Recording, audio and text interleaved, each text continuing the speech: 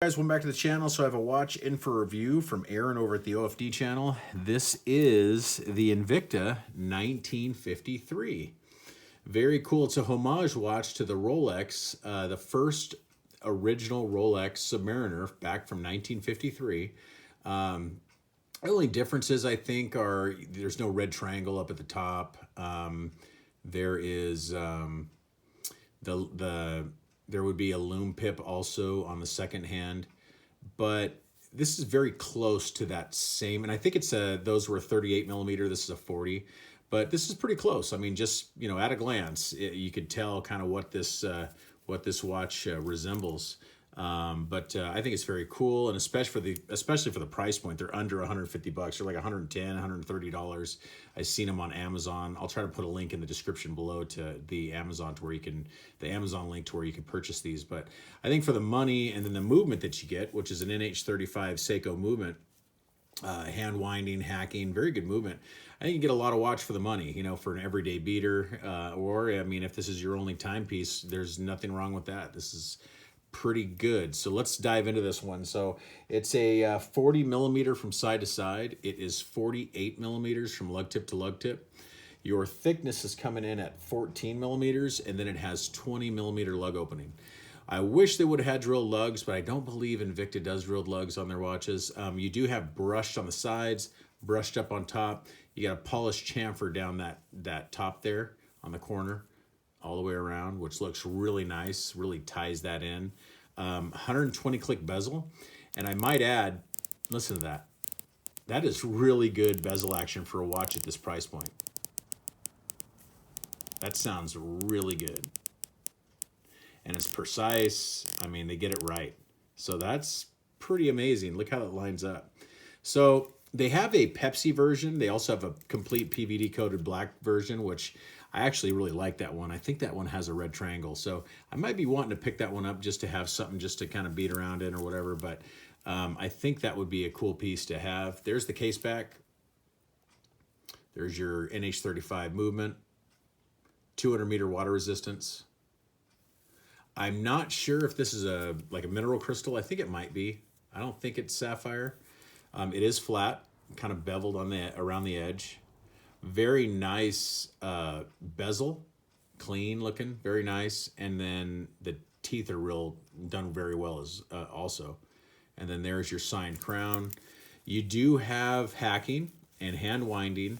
There is like a ghost. If you pull it out, there, see it's still running. So there is because it's a no date, there's that ghost position, and then there's the hack. So very nice. And I like the dial. I like the lume plots. They're painted on. They're not a plot, you don't have the surrounds. So it really gives it that vintage look. And for the money, I mean, if you want a vintage look, even if you're looking like at a Tudor Black Bay 58 or something like that, and you just want something that resembles that old school look, but you don't want to pay, $5 grand or $4 grand or on up to, the original Rolexes that they're well above over $100,000. So, I mean, this is priced very well to pick up and just wear. Very nice oyster style bracelet. Folded in links, stamped steel. I mean, Rolex did stamped steel for a long time. Here's my 16800 stamped steel bracelet off my 16800 Submariner. So, I mean, there's nothing wrong with that. I don't know why people make such a big deal out of it. It worked for many, many years, and, it still works today. So, but there it is. And then on my wrist, I'm not sure if it's going to fit because it's sized to Aaron. It's kind of tight. Yeah, real tight. But there it is on my 7.5 inch wrist. I really like those bevels, those chamfers. That looks really good. And it seems that this, let's see if I can even take it off. Let me see, hang on one second here. It just also seems that they have really stepped up their game on this particular model. From what I saw on Aaron's video, I'm still working on trying to get this off of my hand here. Okay, perfect. So what I saw on Aaron's video too that I want to add is that the stem on the movement, when it's all the way out, is very sturdy. Look at that. There's like, I can't really, and I'm just going up and down, there's like no movement, which I remember Invictas before, there was like, it was all sloppy and everything. So I don't know what the deal is, if they're up in their game or what. I know these are more expensive than the Pro Divers, because the Pro Divers are, you know, 50 bucks, 75 bucks. So I don't know if these are just made a little bit better or what the situation is, but I think these, you know, even the look at the way the case is finished. Nice graininess, just like you'd see on a Rolex. That chamfer there. I mean, they did a great job. The bracelet, it's a good watch for the money. It really is. It's a great watch for the money. I wouldn't complain at all to wear this all the time. I mean, and you don't have to worry about it because of the cost. I mean, you really don't. But very good watch for the money. So let's do a Lume shot real quick, and then we can close. So here is the Lume shot.